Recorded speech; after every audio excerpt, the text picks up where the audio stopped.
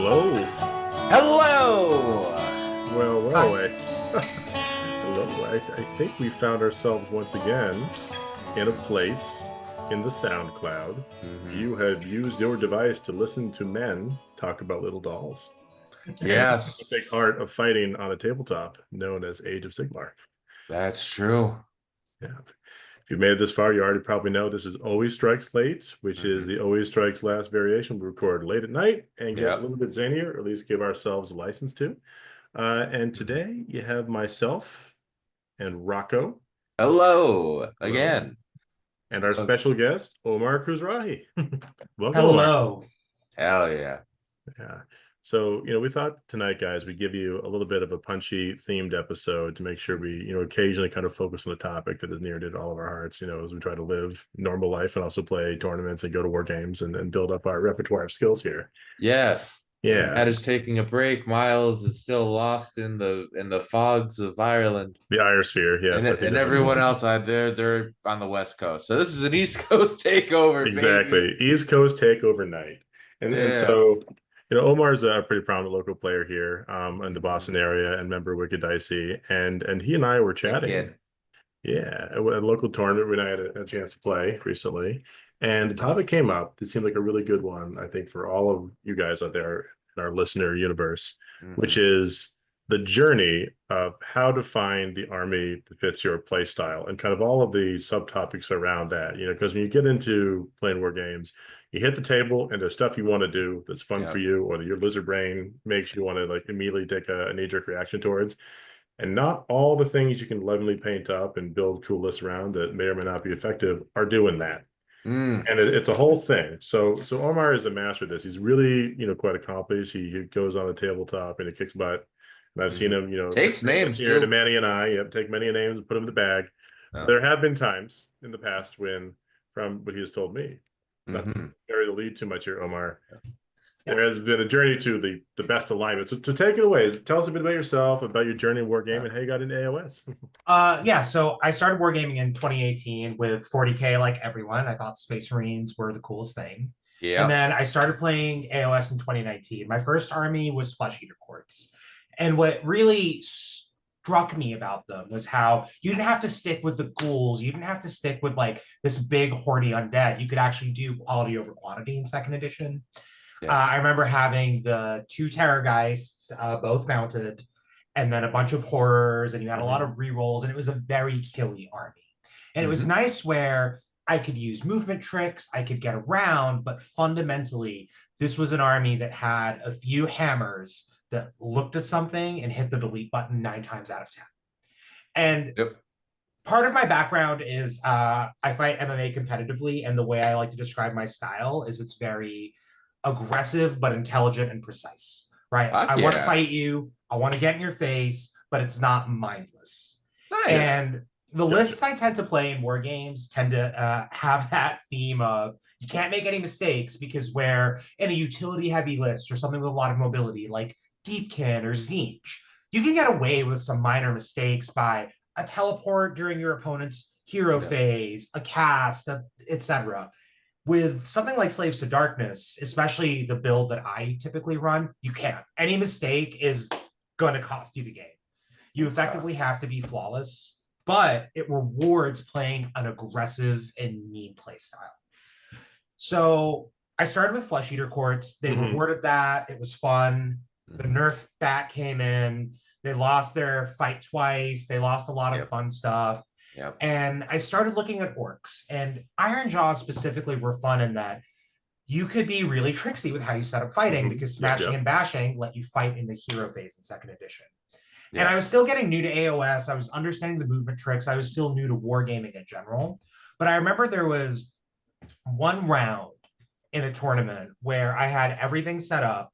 I got the double turn and was able to have effectively my entire army fight because of a command ability that's escaping me and smashing and bashing triggering me and kind of taking the game. And that was my first. I also remember that combo, but can't remember the names. I get the addition creep like whoa.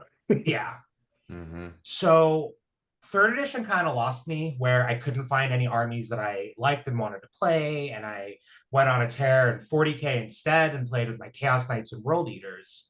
Terrible decision. So, sorry, you're not wrong. You're not wrong.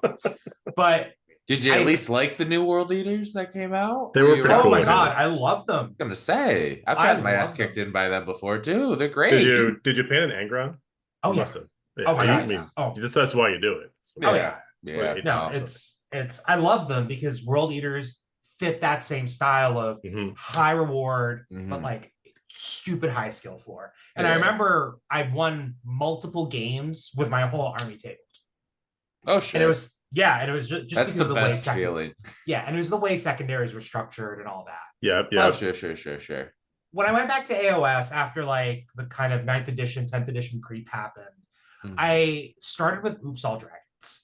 And that's a solid thing. It's a solid list, but it's hard to pilot. Yeah. And I get laughed at when I bring them to the table, and then I win. And I remember there was one tournament I won. It was right before the last book of Third came out with the Wizards. Okay. It was a tournament Alpha Omega, and Khorne was the big scary thing at the time. And the thing is where I would spend so much time pre-measuring and making sure that it's like, no matter what you do, you're not getting in front of me. You're not pulling me out of combat, etc. I was able to pull off a lot of shenanigans because it rewarded that play style. Sure, I didn't have any casting. I kind of was just out of a phase for the game. Sure. But it didn't matter because when you can shoot things off the table, when you can shoot twice and put in the effort to shoot twice, and you have a way to get battle tactics through, you can do a lot, and it throws people off. You're not like, I don't think I ever came first with Oops All Dragons because I was always dropping a battle tactic, but I typically tabled my opponent by turn 2. Yeah, but it was a quick victory if you executed it right, which does sort of seem like the theme you were describing when it comes to like, that style of like Slaves of Darkness list or that old ghoul list where it's like, hey, I can push this up, and if it all works, you're gone, and we're getting a beer or soda, and we have some time left. Or I make a minor error, and it concatenates from there. But like that's very much like a hammer scalpel kind of thing. Yeah. I mean, a hammer scalpel is actually the best way to describe it. And we need a T-shirt for that, by the way. We need hammer scalpel T-shirts now. Yeah. We need a few T-shirts and a hat, Miles. Yeah, I mean, Miles and Matt, when they graphic design, it's their passion. We'll make some notes. We're just the pretty faces here. We just talk a lot. It's true. Minor aside, because we're talking about T-shirts, and I cannot avoid, plugging this, guys. We do have a merch shop. Obviously, like, subscribe, all the good stuff. You enjoy the episode, and a Patreon if you want to get in our Discord. We've got a TTS league we're getting going, and all kinds of stuff. We have everything. Hobby hangouts, get motivation to paint. We have the TTS league coming on. Everything from just Discord access all the way up to the OnlyFans level where you get a little extra. You have to look at the page to find out what that is. But all right, stop with the plugging. We're done with the plugging. We're done. I mean, I'll help with the plugging and say Jack's a great player, and if he's in that league, you should join. Yeah, he's one of those names where if I see him on BCP and it's me, I want to cry a little. Oh. I am flattered and thank you, Omar. But yes, enough of my shameless promotion of our page. Hey, I helped too. Shorts and booty shorts, but our shameless promotion, Matt. Indeed. Back to you, Omar. Back to you, Omar. So, hammer what are you looking for on the list? So I'm looking for scalpel bit. So it's, I guess the way I like to think about it is it's hammer and anvil. Yeah. But you need to use the anvils correctly. When you say hammer and anvil, people always think of the anvil's going to stay in the backfield. I think my favorite version of my list with Slaves to Darkness this edition, a unit of 6 for Vanguard, Bellacore, 2 units of Warriors. Where I've actually been struggling is you can't fit in that second unit of Warriors. I've replaced them with Theridons, which do nothing. They've just they die quick or they kill quick? One or the other. They don't even kill quick. That's my issue with the Theridon. Yeah, and 10 chosen. Oh, Matt and I have some thoughts on Theridons, but that's a different. Theridons have let me down too many times. So at Everwinter, my Theridons did nothing. Oh no! How many did you bring to? Actually, that's a good question. What did you bring for your Everwinter list with the Theridons? This was maybe a variation. Just 3 Theridons. Oh yeah, they're swinging. They can move the Yeah. world, or they can nothing. Yeah. Oh, But yeah. the thing is, I see your thing. Okay. Okay. But it's always like you need your hammers and your anvils. Yeah. Be'lakor does two things functionally. He gives the Vanguard a 3d6 charge, and he turns off your unit for 1 turn or 2 if they take the double. Yes. That's really it. That's all he's there for. And if that is all he does, he's paid for his points on my end. But what you kind of want to do is you want to go, these are what I'm going to use to remove you from the game. And then these are the pieces that are going to jam you up, score, do miscellaneous. I've spent a CP to run warriors up the board to take the flanks. I've had a unit of warriors run up the board to do attack on 2 fronts. Like, they're not necessarily going to get anywhere or do any damage, but they're still there as scoring pieces. But then I also need the ability to get around. Chosen are slow, which is why Jack can tell you he's watched me redeploy Chosen on my opponent's turn every time. Just for the free movement. Yep. Yeah. Oh yeah, for the free 100%. movement towards inching them up. No, that is more people need to do that with their slower hammers to just redeploy. Like, even if like fighting's on the other side of the board. No, I'm just rolling up just to get up there just a little bit quicker. Yeah. I mean, it functionally turns your 3d6 charge into a 4d6 charge. Yes. Plus 5 inches. It's really is true on that. I mean, like little shenanigans of those slower units, anything you get, like the sergeants, a counter charge into something which gives you like a swing accuracy, all of a sudden 5 inches closer. Yep. All of that, totally agreed. But even continue. if it's into Sylvaneth trees, an endless spell that got moved up, take whatever free movement you can just to reposition yourself to set up for your turn, especially on an opponent's turn. Yeah, and I'll give you this. A friend of mine plays Zinch, and he used to throw the chains, the endless spell, at the Chosen because they were kind of like the front line. And then he realized that he was like, I would redeploy, and even if I rolled a 6, I would keep a unit, or I'd keep a couple of models in range to get 3 inches of movement. Yeah, he's just a free pile-in. Yeah, it's just it's free everything all the time. Yeah. But I think the other piece of it too is you need to have a plan for where your hammers are going. For me, the Vanguard are always the opening gambit. People talk about Chosen whenever I'm talking to folks, other Slaves players or potential opponents. Everyone keeps talking about Chosen. And I understand why, because it's 40 attacks and each 6 is 2 mortal wounds. Yep. The Chosen are kind of like I call them the cleanup crew. And that's how I look at them, treat them, and refer to them. What I find is like the true hammer in my list is the Vanguard. I don't think there's ever been something that the Vanguard have charged that's bounced, except one time where I think I rolled 10 once to hit.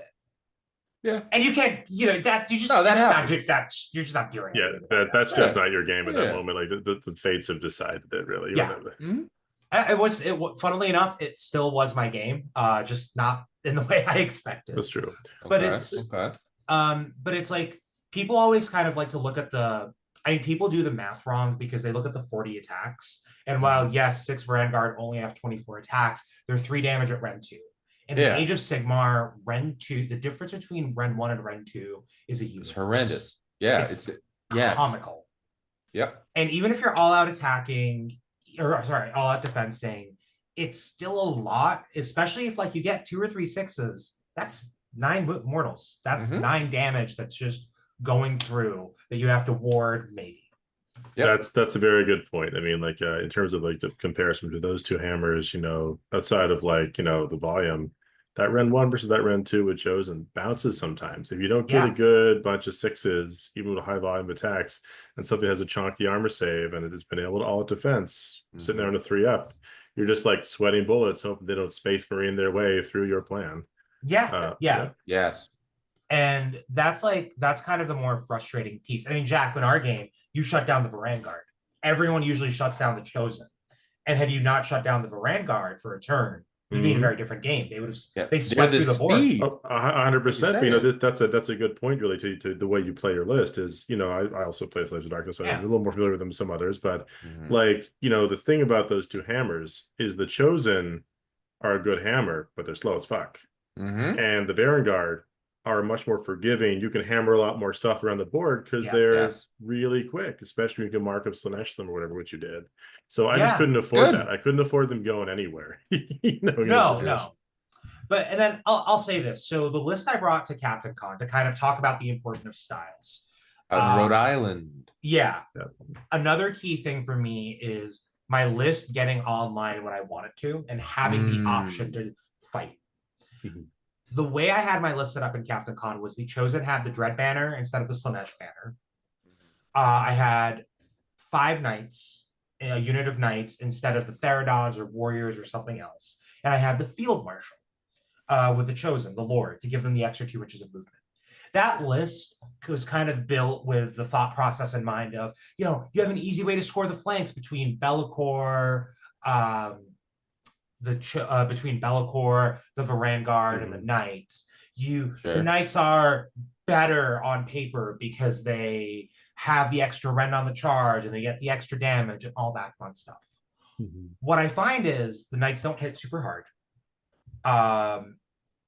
They just because them being fast doesn't actually change my game plan, because take the flanks isn't always an option for what I'm trying to do and how I'm trying to pilot my list. Yeah, depending on the map you're playing on too. Yeah. The deployments might be funky and you only have like far corners of the board, and it pulls your army away from scoring objectives and fighting.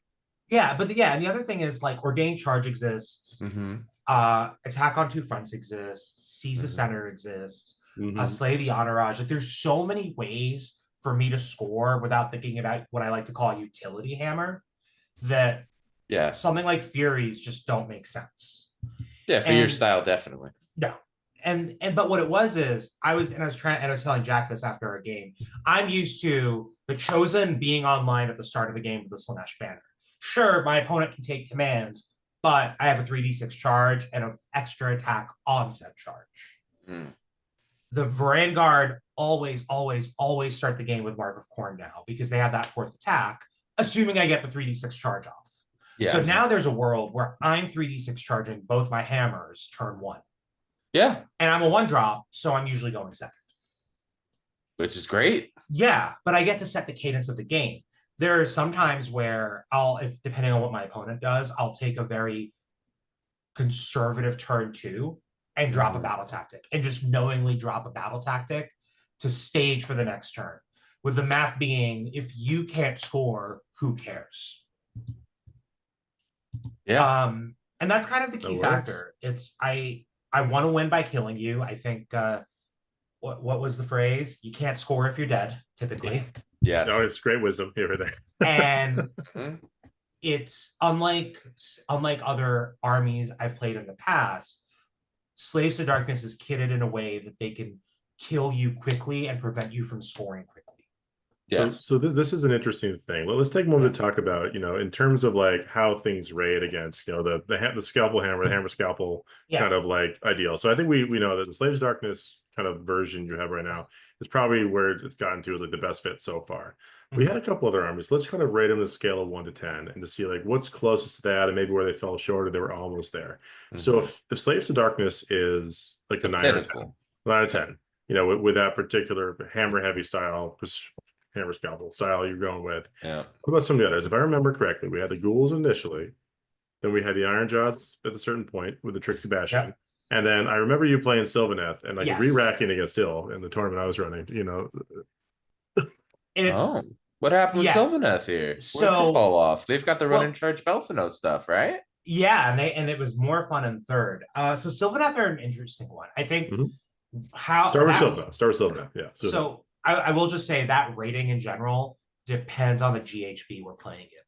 At the time you're playing it is totally fine, because obviously this is across a couple of years and things really do change. So Sylvaneth the issue wasn't with Sylvaneth per se. The issue was with how ridiculous the rest of the game got. Okay. So what I was running was 6 bows, scythes, Belthanos, the Branch Witch, and something else that I can't remember. The little teleporty troops.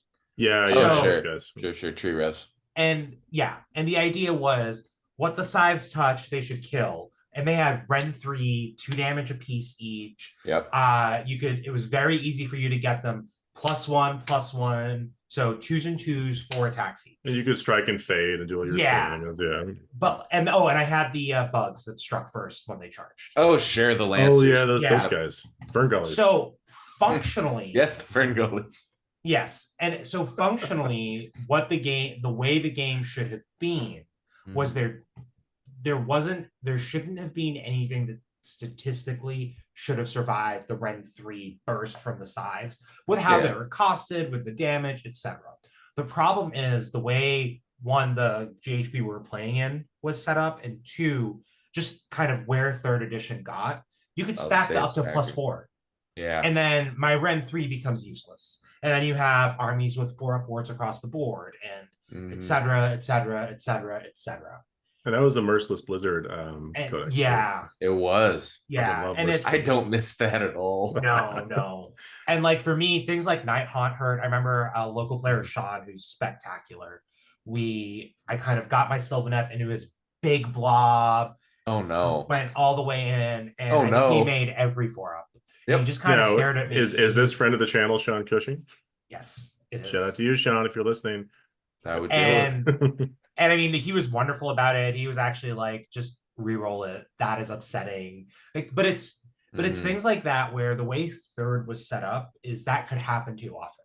And while when the list went off, my God, did it go off? Like there were, I played a game against Trunks when they were really good, and I was able to beat him because of like the mobility shenanigans, access to +1 to wound in my shooting, using Belfanos properly. There were all these little things, and really just being precise with movement.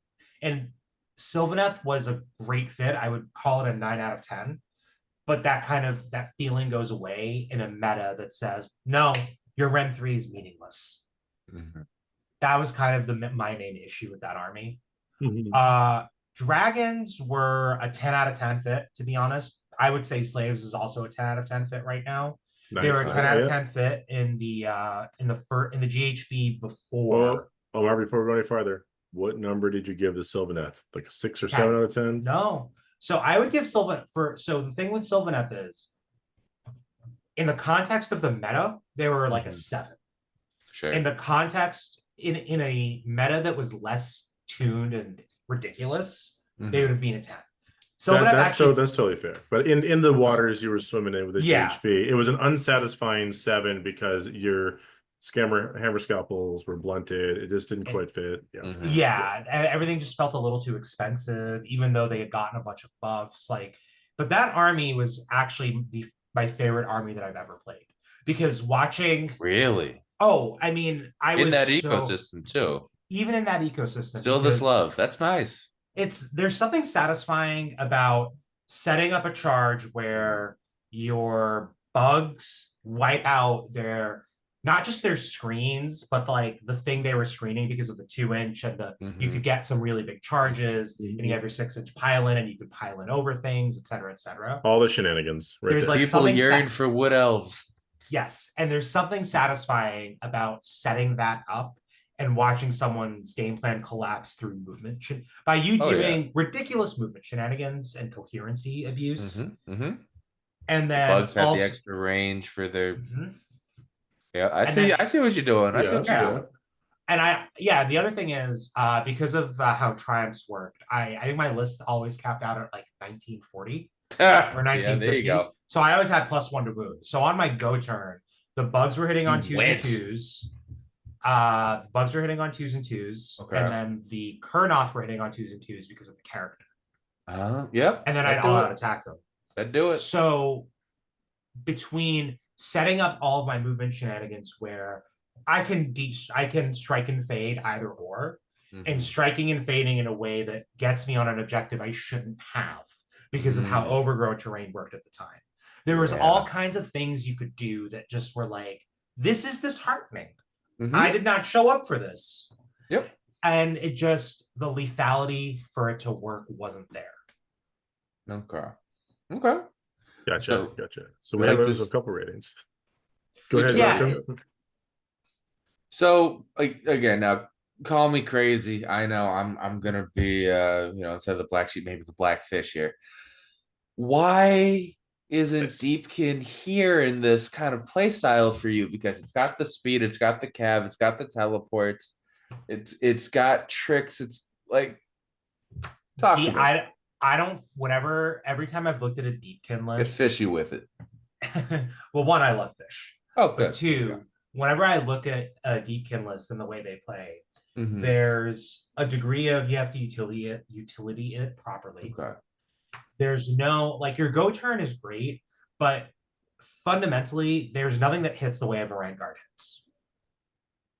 Yeah, that's like I can't look at a unit and say when that unit goes, it's going to ruin my opponent's day. I guess that's true. There's some units which are close. But a lot of it's like frustrating durability, or like that could hit hard, but it's not definitely going to, or it will hit hard, but on turn 3. The Lance is wounding on 4s now, all of a sudden, kind of. I used to be able to get that shit to wound on 2s. Yeah. It's a whole new world. I'm glad I get mortal wounds more often off of my Morrstar, but okay. Yeah. Like a key thing for me is I want to be able to look at my list and go, these things are going to ruin my opponent's day. When the Vanguard charge, and one thing about the Vanguard, especially with the fight twice and the way that's worded, is I actually got my first 3-0 playing a horn guy. And what I had done was I'd gotten a charge high enough where I charged into some demons. I had pulled out, it was the bottom of the round. So I had set it up and measured it where I could pile in to have all of my Vanguard be 3 inches away from his Bloodthirster. So I picked up his bloodletters pretty easily. This is the way. Yeah. And then everything else fights, and then they just pop in and kill and pick it up. And like being able to do things like that to say, yeah, this unit should comfortably kill bloodletters and a bloodthirster in one turn or in like 2 activations effectively is nice. And Deepkin just doesn't have that from what I've seen in my understanding of it. It's an interesting thing, and we could definitely, like, at some point really got into it with the Deepkin. See if there's a bridge unit, like maybe the turtle kind of breaks that mold with its crazy chomps. But I will say, I think I get where you're going, Omar. It almost sounds like maybe in true hammer scalpel fashion, right? Or scalpel hammer, one of the two. Whatever. It needs to be statistically so reliable that it's definitely going to do what you're going to do. Not like, 75%, we'll see. Let's try some other stuff. You're going to pay the points premium for the no, it's 95%, unless I roll you all once. And that's how you can build your plan with the degree of precision you need. But that's also why you're overexposed, because you don't have a lot of other pieces floating around, because you need that with the points premium. You need that elite speed and power, and you're willing to pay. Okay. Yeah, that's reasonable. That's reasonable. And like, I'm notorious for giving people a score more on turn 1 so I can get attack on 2 fronts, and like, it's the way I math it is always, if my momentum kicks, it doesn't matter. I think the best example I can give you is in Everwinter, I played Madigan, who is horrifying. She had Bone Reapers, Catacross, the whole shebang. The rules are herself. Yeah. My Vanguard bounced. That's where they bounced. It was really sad. I spiked poorly and she spiked really well on her saves, and that was that. But it was battle for the pass. I kept her in the center. My units were just chunky enough to hold her there. My chosen did work. And what ended up happening was the warriors ended up winning me the game because they went into the horses, corn marked, while defending an objective. There you go. So that's 40 attacks where command points were spent to keep things alive, freaking to the chosen and to the Vanguard, etc. And now this unit of warriors is shitting out 40 attacks, 3s and 3s. Let's just talk about how unglamorous yet effective those were, like at that exact moment in time. Because it was 3s and 3s, 1 ran, no special abilities, just and this is just 10 of them. Waking up and making the donuts, and I think like the horses were on a 4-up save, which went to a 5-up if I remember, or it was a 4-up because of Catacross's thing. But it's like that's like I could live with a 4-up on 40 attacks. I got volume. That's ghouls numbers, man. You get a bucket to dump those dice on the table. Like I didn't kill the unit. They actually ended up dying on the retreat. But what kind of happened is good enough. Yeah, and Madigan had to deal with what was left of the Vanguard and the Warriors, and the Vanguard of the Chosen and Be'lakor, and the Warriors just kind of like inched up to get an objective, charged here. There were all these like little things that was like, why are you doing this? And the answer was to score. And the way the game ended was Catacross had 1 wound left, and I had pooped on her home objective. And she piled Catacross out of combat, giving me a hold more or hold the opponents and like a good scoring turn. Sure. Her turn rolls around. She gets her battle tactic, and the way I had like prevented her from scoring her home objective a couple of times, because Be'lakor stole it once and then promptly died, as is tradition. As you do with Be'lakor. He done his purpose. He let one last demonic gasp before it comes back. The warrior did it, and then just the way it mathed out, I was ahead by 3 points, because even though I was tabled, I had kept her objective away from her long enough where she couldn't score enough. Okay. And by the time she got to my objective, to my home objective, it was a little too late. And she was like, okay, let's just, out of curiosity, for fun's sake, what if Catacross got that objective? I rolled a 3 on the mortal wounds when he had 2 wounds left, and she failed 2 wards. So like either way, it didn't matter. Yep. And there's always these little things that people forget. And sometimes your hammers don't hit, but in the Vanguard's case, it's 30 wounds, and the Chosen's case, it's 30 wounds. 30 wounds on a 3-up is a lot to deal with if you're not hitting the way those 2 units hit, which very little in the game does. So they're a hammer. They're the hammer scalpel first, but they're actually a pretty effective anvil too. Yeah, and like you're saying too, the Vanguard are mobile enough, and how you're playing the Chosen to make up to their base speed, because you want your anvils up at least mid-table to pin people in place, if not farther, so then they can't walk past you onto objectives. That, I get it. Yeah, it's a great strategy. Totally appreciate that. Yeah. And the big difference I've made in this list, in my latest iteration, is I've dropped the Theridons for the mounted Chaos Lord, because he lets you chain fight off the Vanguard. And now I can ignore strike lasts. I can get around a lot of bull, and they have +1 to wound for the whole round. So on a go turn where they fight twice, depending on when I decide to all-out attack, it's 2s and 2s. And that makes it so that instead of giving the Vanguard priority target for Honor Guard, because functionally they have that for a round at least, or an activation, the Chosen get +1 rend into whatever's relevant.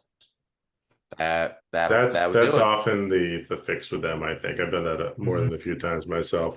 So a little aside, I mean, if the debate must rage on the Discord about whether Theridons are worth it or not, you want to see a glimpse of that cow ankle, there is a way. It's called the Myrmidon.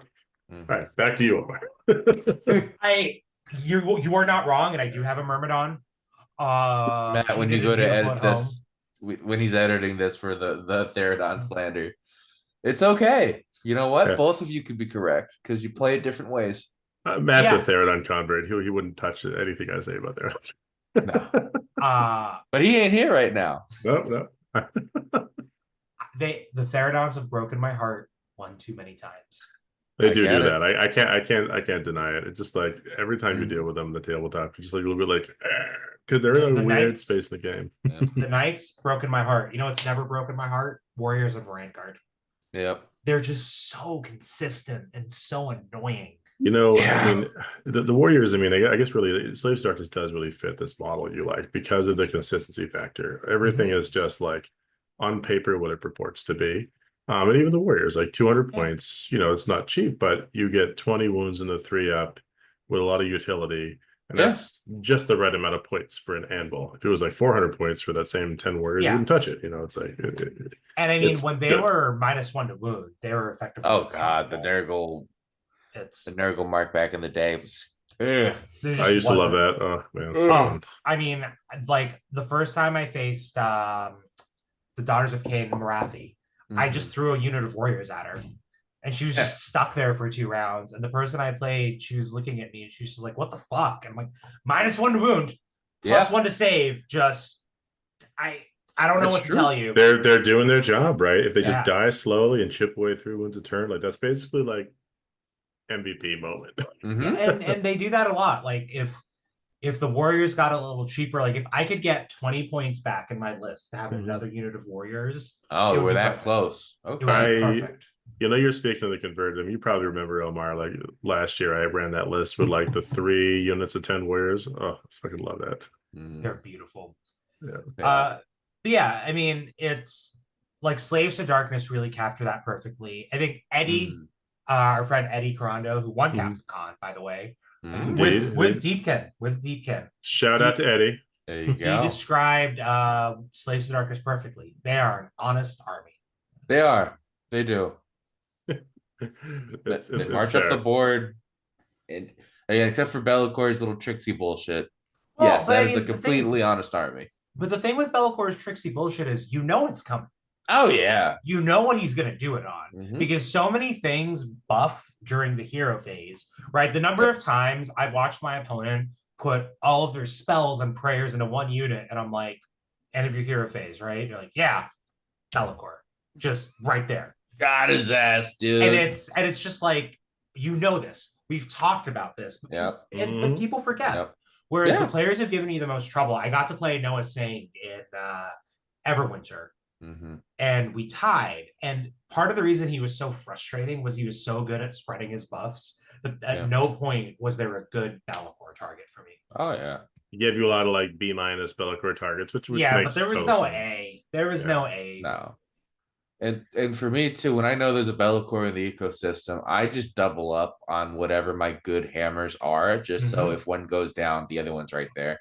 This is Rocco, exactly the bods, not gods ethos, right? If you have a Bellacore in your corner and someone has like 6 Vanguard or 10 shows or something great like that, it's a lot easier than to like rocking like 10 different identical medium strength units. Yes. All of which are kind of a problem with other. Come on, dude. Yeah. I mean, for me, it's in like the case with our game, Jack. I think we talked about this. The biggest mistake was not putting what was the unit, the Wilder Fiend. Him not dying. You didn't respect the Wilder Fiend the way he got respect. He jammed Bellacore for 2 rounds, and I'll never forget it. He effectively killed him. He got him to the point. Yeah, that's hysterical. Heartbreaking. Scrappy little guy. I love him. But like my thing is, and our game is the exception, Jack, since you got a beautiful Alpha Strike in. I Alpha Struck myself, Omar. Yeah, you really did, and you still won though. Yeah, it's an uphill battle after that. But so for context, he bridged his chosen after giving them the bodyguard rule and threw them at my chosen and Vanguard. My chosen got the fights first off from Bellacore. You hate to see it. And I managed to pick up a good chunk of his because they neither of us could Dread Banner. And I had given my chosen an extra pip of rend against infantry. Oh, it was like so dumb. We talked about that actually in the last episode, but I remember doing like or one of the last ones, did a walkthrough of my journey with the Dare to be Dark Oath list. But like it was so funny because like it was just such an uncharacteristically like just total mind wipe. Why did I do that moment? Because like I planned out this perfect, like surgical strike, which would have been like just like beautiful. But for the fact there was a Bellacore there, I can't really be forgiven for forgetting his rules because I had chosen as well. And you had Bellacore. And a Bellacore. The exact same thing. So very much like a weird moment. But the funny thing about that was it worked out, I think, statistically reasonably, but not in my favor. It was like, okay, I killed half of your chosen, but you killed all of my chosen. And I'm like, crap, I got to deal with this. And it was going to be a lot easier with chosen. Not dead. And weird. But and like I'll say this with my list, it's do you want to Bellacore the chosen or Vanguard? That is the question I posed. I think with our game, the answer was easy because you would have my chosen. Exactly. But and typically the rats killed him and all that eventually. Yeah. So it was like, but typically someone's looking at it and in the mirror match, and they're like, I don't know what to do. And I actually haven't faced a mirror match, funnily enough. Like an identical list mirror match. But sure. If they have Vanguard, for me the answer is always the Vanguard. Oh yeah. The answer is they scare me. I'm scared of them for a reason. It's why I bring them everywhere. I Yeah. don't leave home without 6. And Good man. when I've played other Slaves players, they've actually Bellacored the Chosen. More worried about that. Yeah, it's common because, and that's what I was saying earlier. If you look at conversations, you go to any like Discord that's fairly competitive, the thing people keep talking about is the Chosen. You can put the Chosen in the Pokeball. The Chosen are a great defensive tool with Bellacore. The Chosen do this, the Chosen do that. And I'm like, you have a unit that statistically kills everything in the game. Yeah. I don't know if there's anything that actually survives of like 6 Vanguard charging with Mark of Horn. Not normally, unless it has debuffs or some crazy crap. Yeah. Time you, yeah. But it's but straight up vanilla, this coming into that unbuffed. Yeah. Yeah. I mean, even with debuffs, right? If you have ways to get around them, like +1 to wound, all-out attack, priority target, things like that, that debuff start like it's just there's not much that stands up to them. Yeah. So that's kind of my thought. People forget about the Vanguard and everyone thinks about the Chosen. And well, this is fair. I think we've had a pretty good arc so far and kind of in your journey. Tell me if I've synopsized this correctly, Omar, but it kind of sounds like you kind of in different editions, different times, with these armies came through a lot of like 7, 8s, and 9s in terms of their effectiveness at the time to have that level of reliability, because you could do the same kind of precision strike, but you weren't getting that level of hammer reliability. And now you maybe you drop the numbers by maybe 1 or 2 things, but the things you do have are very reliable, and the combination works really well. And of course, it's proven out a bit with some of the Slaves results with this sorts of lists that I've been aware of. But I mean, it works real well, and it seems like it's the epitome right now, the 10 out of 10. And maybe it'll change with being new ones, some new hotness. But this is cool. And like just to kind of finish on that, it's dragons in the book before the Blizzard book in 3rd edition. Oh god, they were filthy as hell. Though. Well, they were filthy, but again, no one took them because the room for error was nil. Yeah, and I think it's so much of it comes down to scoring. And I remember talking to a friend of mine about why I was shifting to Sylvaneth from dragons, and my main issue was I'm dropping 2 battle tactics. You can drop 1. I think if you're playing a list like that, you can always drop a single tactic. You can't drop 2. That makes sense. Yeah, I think that's fair. Well, this is good. It's kind of good to see your journey and how it works. I mean, 2 things I think would be good to make sure we kind of add in to round out our session on this topic. Please. 1 would be kind of your personal experience, Omar. Is there a moment, like a glaring moment you had in any army where you were like, I am now at a mismatch. I want to swerve left, and this one needs to swerve right, and just is falling apart for me. Because I think this would be illustrative for as a Slaves to Darkness player, you're saying, or well, I mean, it could be any of the armies, but it's basically that mismatch, right? Like if you were like this hammer scalpel, when are you like trying to do that with a blue control deck or bods not gods or something like that? That would just like not work for you. Have there been any moments like that that really like pushed you more towards this path? Got a core memory out of this shit. What do you got? So with Slaves to Darkness, 4th edition, it was my first game against Siege. Okay. There was a moment where I was like, am I playing the right army? I didn't know their rules very well. This is at the Warhammer retreat. It was actually my first loss in competitively that edition out of like, I think 12 games at that point. And very nice. What got me was the -1 to wound and how damaging it was. Going from like a 3 to with a 4. The weird flame in that, yeah, it just, and the way he was able to do it and set it up, and I just wasn't using my list, my units properly to screen. I was positioning myself wrong for it. I thought I could get around it. Like the attrition of it really got to me. Okay. But I mean, what it was is I just had to completely reevaluate how I play. Jack, you know Dylan fairly well, right? Oh, yeah. If you ever talk to him about playing me, the rule is the first time he throws an army at me, I fail miserably. And then the second time, after readjusting the entire way I play, I can win most times. If not, everybody gets 1. Game. Yeah. And for me, that was my first exposure to Tzeentch. Gotcha. Like adjustment moment. Yeah, but I had to readjust everything from deployment to movement it's an entirely different strategy with those kinds of lists now. But that almost broke me. I actually honestly considered trying to find a different army after that match. So totally fair, because all of a sudden it felt like your instincts are no longer working with this thing, and that's that moment of misalignment. I think that a lot of people can have that. Okay, so building on top of that, let's talk a little bit about like some of these Warhammer archetypes. I mean, we know Hammer Scalpel. What are some of the other archetypes we think people kind of jump into? Let's not use the magic tropes. Let's make our own words. We have Hammer Scalpel to start. Yeah. Flood the board.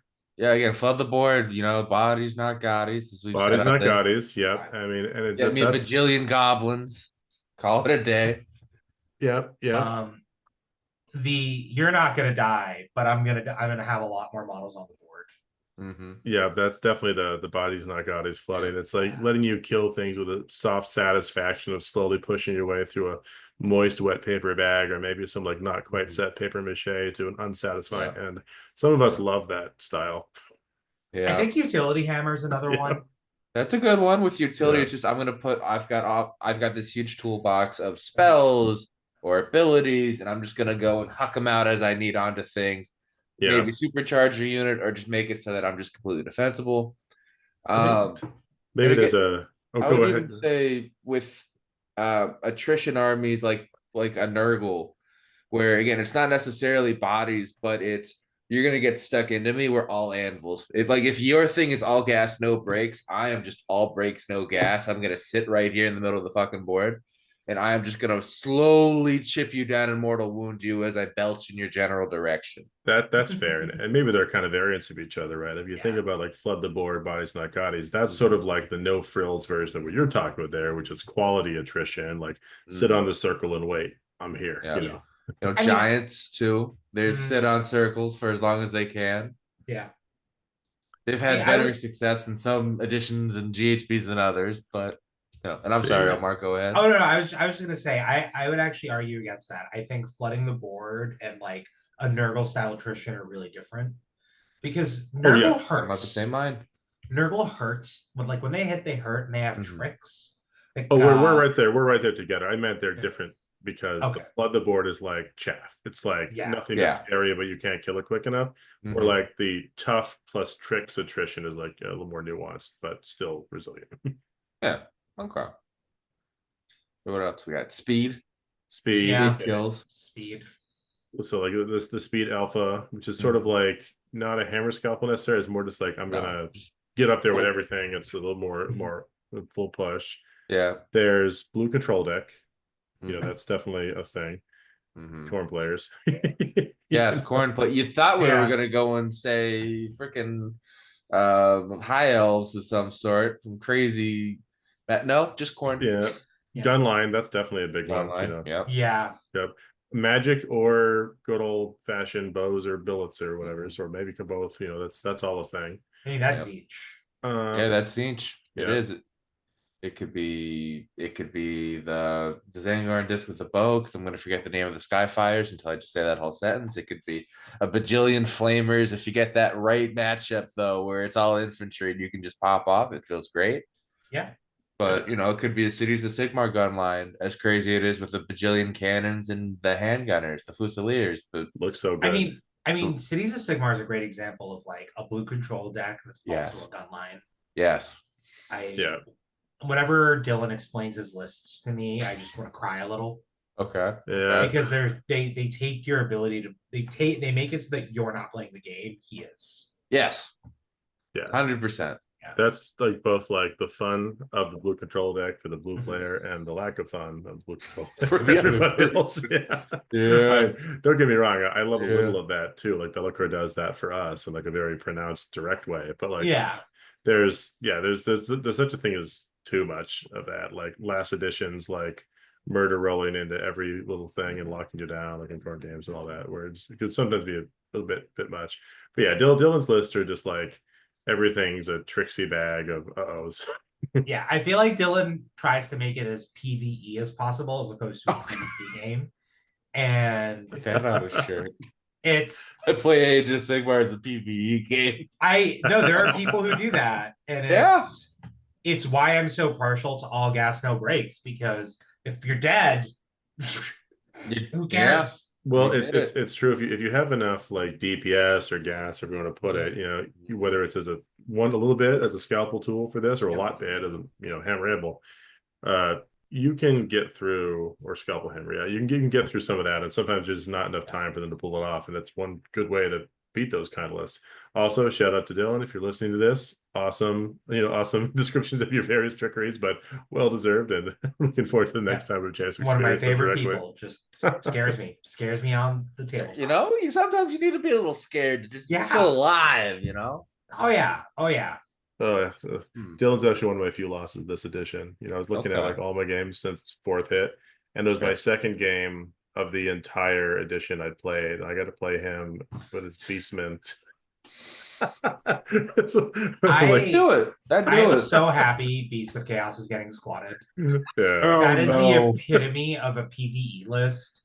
Matt, I'm so sorry when you hear this episode. No, don't be sorry. It's good for him. I don't even know who that is, but it's good for him. It's okay. Because they are so atrociously frustrating to play against. Yeah. For no reason. No, I agree. Definitely. They got good rules right at the end before they got punted out the door. And and I'll say a few things. Not to be negative of that game at all. It was a whole blast, but it was definitely like a whole lot of other things to consider. That was a good take. That was a good take. Omar. Yeah. And just so Omar, Matt, one of our other co-hosts here, was like a very old school Beast of Chaos player. He was playing them before they were good, and he actually got the faction award one year.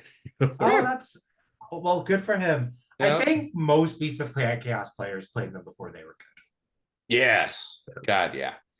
It's kind of like orcs. Hipster chaos. It's like orc players. They don't play orcs because orcs are good. They play orcs because they like orcs. Exactly. Yeah, there's something to that. Yeah. Well, there is. So I guess big thematic takeaway here is there are all these different styles, right? Yeah. Variations of them, so people blend them. But like you can make your own jargon up to describe them too. It's great. Yeah, exactly. Ours are great. Probably got to be on t-shirts, but you can also use your own terms. The important thing is figure out what you like to do, what kind of motivates you to paint all these models and put them on the table, go to a tournament.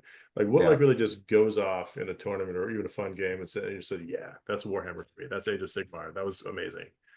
Make sure that thing which you're being drawn to, like with a gravity well, is the way your army plays. Try to figure out if it wants to do that or one of these other things. Yeah. Because if it's not aligned, you're gonna have a tougher time. So just to say, even if you're competitive, don't chase the meta. Don't try and force, don't follow the correct advice necessarily, because it's gotta fit with your style. Yeah. Yeah. Otherwise you won't pilot it well. Yep. And I mean, that's the thing too, because then someone will make a list that just works for them. It wins all these tournaments. And everyone's trying to copy it. And you're like, well, how the fuck does this? Why am I taking Furies here when I could be doing this here? And if it doesn't mesh with you, it doesn't mesh with you. But it's every little thing, right? I mean, like you gotta follow your heart. I mean, and sometimes it's not even one of the standard ones. Like I'm pretty sure that mine and maybe Matt's favorite archetype is, contrarian off meta nonsense, because that's the most fun for us. Yeah. I know I played that turtle when everyone thought it was shit in 2nd edition, just because I liked the stupid narrative battalion in the book. And I brought a shark too before they were good. And then I was ready once those motherfuckers got. We all know that as wheel went a preeminent narrative player, Rocco. Of course, yeah. I'm never gonna stop making that joke. Not at all. No, and on Saturday I have it's a blind doubles event too, where we get randomly signed a partner.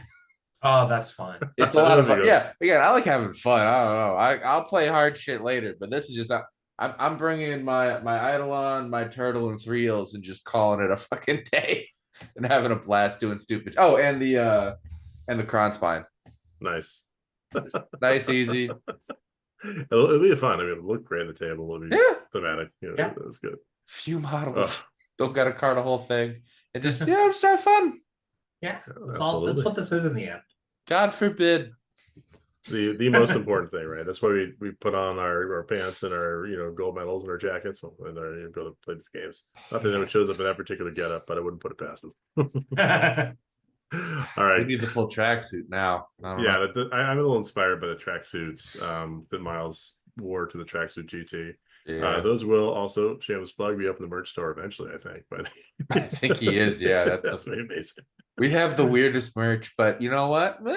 We have it. You could too.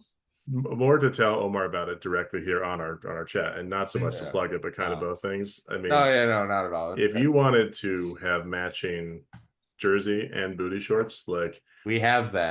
Think like not so long, your legs are gonna be hot or sweaty.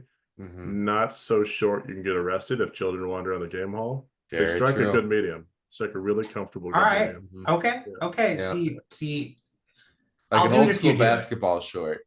I will definitely do it. Like the next event we go to together, and we'll match. I do have them actually. I'm working on sculpting my calves, so I'll be ready. But there you go. All right, I think we've come to a pretty good place, even for our always strikes late timing. So I'm not drunk. My camera autofocused me the hell back. It like blurred me with my blurred background. Hopefully this stays audio and not video because I look weird as shit. But it's like, people are in a vision test where you're just like one of those letters in the lower row. So I'm legally blind in my left eye. We're pretty fucking close to getting John vision right now. Yeah, it's like a really bad permanent cataract on one eye. I was debating whether that could be the last word. Is our tradition? Matt, cut it there. Cut it there. That was good.